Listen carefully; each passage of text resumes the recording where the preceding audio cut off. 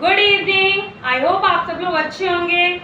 जैसे कि मैंने आपको अपनी लास्ट वीडियो में बताया था कि मैंने आपका इंडेफिनिट कंप्लीट कर दिया है। इंडेफिनिट के बाद आएगा कंटीन्यूअस। कंटीन्यूअस में भी 3 प्रकार के सेंटेंस होते हैं, present continuous, past continuous, future continuous. आज मैं आपको बताने जा रही हूँ प्रेजेंट कंटीन्यूअस क्या होता है। प्रेजेंट कंटीन्यूअस की पहचान क्या होती है? इन वाक्यों के अंदर रहा है, रही है, रहे हैं आदि शब्द आ जाते हैं।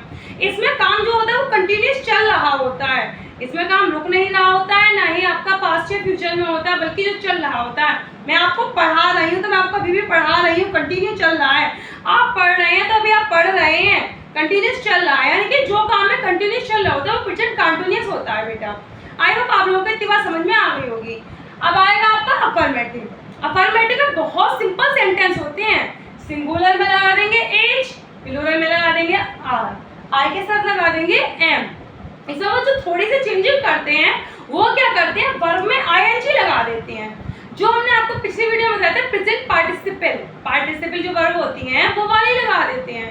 जैसे कि सब्जेक्ट, सब्जेक्ट के बाद इज आर है, फिर वर्ब में आईएनजी प्लस ऑब्जेक्ट। ठीक है, क्लियर है इतनी बात?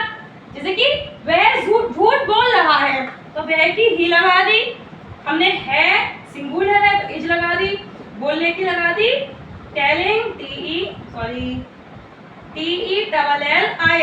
टेलिंग ए लाई।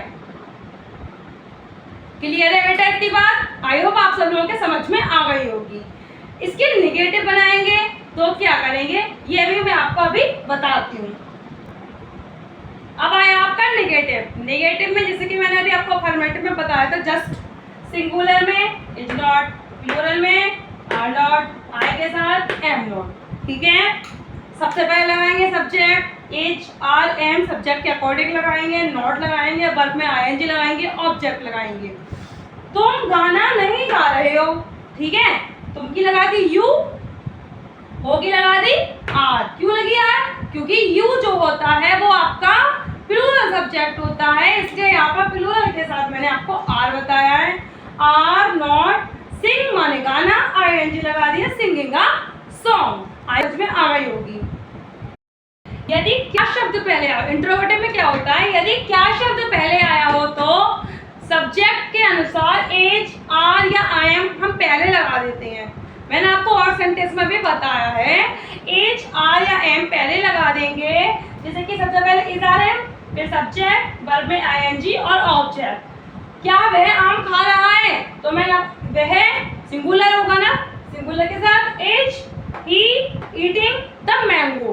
ठीक है, अब आया यदि कोई क्वेश्चन वर्ड बीच में आता है, यदि कोई क्वेश्चन वर्ड बीच में आता है तो उसकी जो हम लोग स्पेलिंग होती है, अंग्रेजी होती है, उसको हम पहले लगा लेंगे सिंपल, और बिल्कुल वैसा का वैसा ही बना देंगे। जैसे कि सबसे पहले question word is are am, subject, verb में आईएनजी, ऑब्जेक्ट। मैं क्या खा रहा हूँ तो यहाँ पे क्या की पहले लगा दी वर्ड। अब बच्चों आपने एक चीज देखी, यहाँ भी क्या आया और यहाँ भी क्या आया है, लेकिन यहाँ क्या पहले आया है इसलिए हमने हेल्पिंग वर्ब लगाया है, यहाँ क्या बीच में आया तो इसलिए हमने क्या की अंग्रेजी वर्ड लगाई है।